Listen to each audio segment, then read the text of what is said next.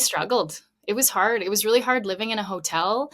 I almost wished I had have brought my dog Rain, because even though it would have been logistical nightmare trying to figure out with the schedule I had, but I was like, I almost need, because I would go out for walks every day, but I was right downtown, and I didn't have a vehicle, and it was a snowstorm of all snowstorms. Like, it was the whole time I was there, it was windy, snow blowing sideways, freezing cold, like all of the things that for me, I don't enjoy being out in.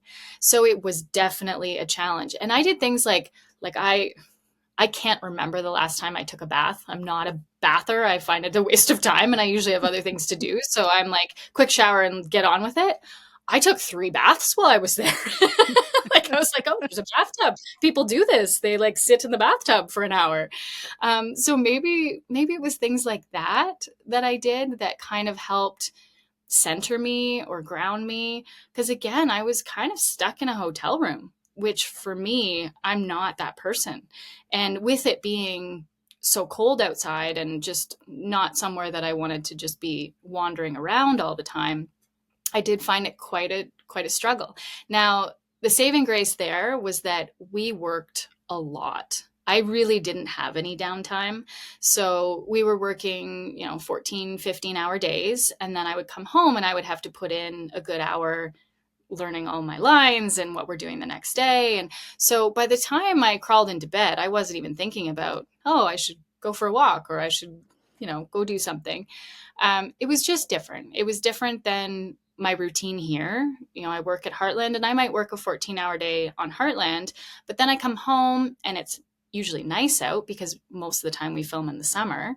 So I come home and I wander around with the animals and I do chores, and that's just kind of my um, relaxation or my way to wind down. And I'm not, people will find this funny because I'm on television, but I'm not a television watcher. I actually didn't turn the TV on that entire month that I was in Newfoundland. I didn't watch a single thing. And so for me, that's not my wind down.